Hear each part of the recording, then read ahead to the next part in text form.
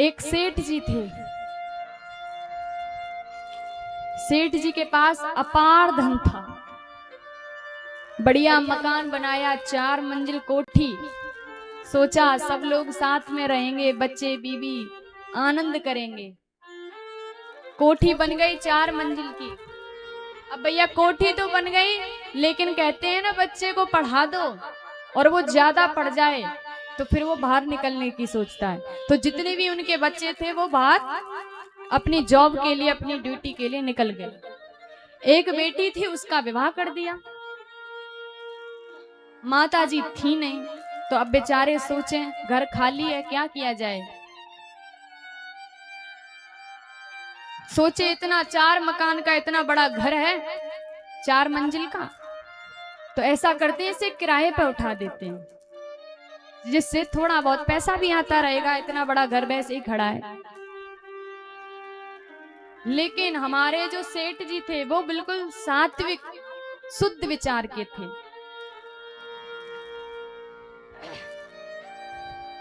उन्होंने जाकर के बाजार में कुछ लोगों से बात की कि ऐसे ऐसे हमें मकान किराए पे उठाना है, लेकिन जो हमारे किराएदार होंगे वो बिल्कुल सात्विक शुद्ध होने चाहिए, आचार विचार सब कुछ उनके शुद्ध होने चाहिए, तभी प्रवेश करें। तो महाराज उसी मोहल्ले में, उसी बाजार में 4 लड़के आए। 4 लड़कों ने आकर के कहा, जैसे कॉलेज के पढ़ने वाले थे, 20-22 साल के युवा थे।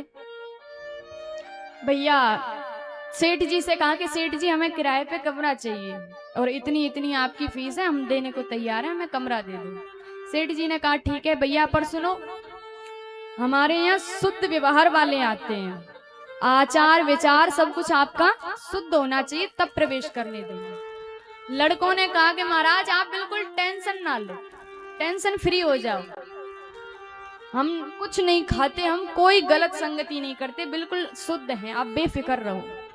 सेठ जी ने कहा जब बच्चे बोल रहे हैं तो होंगे भी शुद्ध, चलो दे देते। अब भैया कमरा दे दिया, लड़के आए, बैग वगैरह रख दिए, आराम से रहने लगे। कुछ दिन बाद सेठ जी ने देखा कि ये लोग तो मदिरा भी पान करते हैं, चोरी छुपे मांस भी खाते हैं, गुटखा भी खाते हैं, और बाहर की स्त्रियों को घर भी लाते हैं, बाजारू स्त्रियों को। सेठ जी ने देखा, सोचने लगे ये तो सब गड़बड़ हो गई, ये तो झूठ बोल के घुस के बैठ गए, इन्होंने तो हमारा घर बर्बाद कर दिया, नरक बना दिया, भगाओ इसे, हमें नहीं किसी को किराए विराए पे कमरा देना। सेठ जी बच्चों से बोले कि जाओ लड़कों, हमें किसी को नहीं कमरा देना, जाओ निकलो यहाँ से। अरे तुमने हमारा घर नरक बना दिया, हमने पहले से कितना पवित्र रखा है अपना घर, मंदिर में पूजा पाठ किया, आज तक एक गुटखा तक नहीं आया है, तुम बाहर की स्त्रियों को घर लाते हो, मदिरा पान करते हो, मांस खाते हो, हमें नहीं देना, जाओ यहाँ से। लड़के बोले देख लो। अब भैया देखो, लड़के थोड़े 20-22 साल के, थोड़े युवा टाइप के थे, थोड़े गुंडा टाइप के जवान थे, दबंग टाइप के, और सेठ जी 2, सेठ जी और उनके भैया। अब भैया जैसे ही देखा, सेठ जी ने बहुत कहा, लेकिन उन लड़कों ने जवाब दिया सेठ जी से कि सेठ जी जो तुम कर सको कर लो, हम जाने वाले नहीं, देख लो तुम 2 बुड्ढे, हम 4 जवान, निकाल के दिखाओ, नहीं जाएंगे। महाराज दबंगबाजी करके घर में बैठ गए। अब बेचारे सेठ जी परेशान, कैसे कैसे लोगों को ले आए हम अपने घर में। सेठ जी एक दिन बाजार में नुक्कड़ पे बैठ के चाय पी रहे थे, तो सेठ जी ने देखा कि कुछ लोग, 2-4 लोग बातें कर रहे हैं आपस में। क्या बातें कर रहे हैं? कह रहे हैं कि हमारे शहर के जो एसपी साहब हैं, वो नए एसपी साहब आ रहे हैं इस शहर में, तो जो गवर्नमेंट ने उन्हें क्वार्टर दिया है वो थोड़ा मरम्मत में है, तो सेठ जी जो हमारे वो हैं एसपी साहब, वो किराए के लिए मकान ढूंढ रहे हैं। तो जैसे ही सेठ जी ने सुना कि एसपी साहब किराए के लिए मकान ढूंढ रहे हैं, तो दौड़ के गए, बोले भैया हमारे पास है। वो बोले अच्छा, तो फीस कितनी लोगे बताओ, किराया कितना है? सेठ जी ने कहा हमें कुछ भी मत देना, बस एसपी साहब हमारे घर में आ जाएं, एसपी साहब घर आ जाएं। उन्होंने कहा ठीक है। तो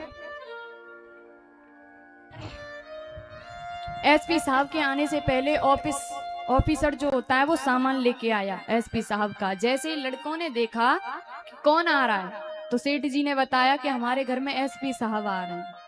जैसे ही सुना एसपी साहब आ रहे हैं, चारों लड़कों ने अपने बैग बांधे, सामान बांधा और निकल गए। कह रहे हैं कि एसपी साहब आए, डंडा मारे तो भगाए, तो बेइज्जती से भागे तो भागे, इससे पहले अपने आप इज्जत से चले जाओ। अपने बैग बांधे और निकल गए। तो इधर सेठ जी बड़े प्रसन्न हुए। अब इसका तुम पूरा वृत्तांत जो हमने आपको श्रवण कराया है, जरा अब इसको समझिए। तो महाराज जैसे ही एसपी साहब आए तो वो लड़के भाग गए। तो अब समझिए, ये कोई एसपी साहब या सेठ जी की कहानी नहीं थी, ये हम सबकी कहानी है।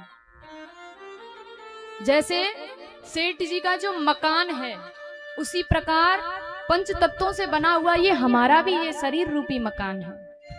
और काम क्रोध मद लोभ, ये जो 4 वासनाएं हैं, ये हो गए वो 4 लड़के। अब भैया जब काम क्रोध मद लोभ व्यक्ति के अंदर आ जाता है तो वो बिल्कुल मतवाला हो जाता है, उसे परमात्मा की सुध नहीं रहती है। और वो चाहे कि मैं परमात्मा को भजूंगा, मैं उनका भजन करूंगा, फिर भी वो नहीं कर सकता है, क्योंकि वो पंच वासनाएं वो उन्हें करने नहीं देंगी। तो कोई व्यक्ति चाहे कि अपने हृदय में परमात्मा को कैसे बुलाया जाए, भक्ति कैसे की जाए, तो सुनिए, जो 4 लड़के हैं ना, ये वासनाएं हमारे हृदय में आ जाती हैं। इन्हें भगाने के लिए भैया जैसे एसपी साहब आए उन लड़कों के लिए, तो जैसे एसपी साहब से पहले ऑफिसर भी तो आए थे, सामान लेके आए थे, तो लड़के भाग गए।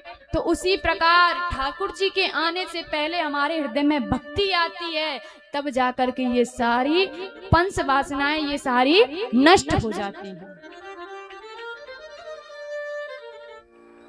ये अपने आप भाग जाती हैं। तभी जाके तो ठाकुर जी आएंगे जब हृदय में भक्ति होगी।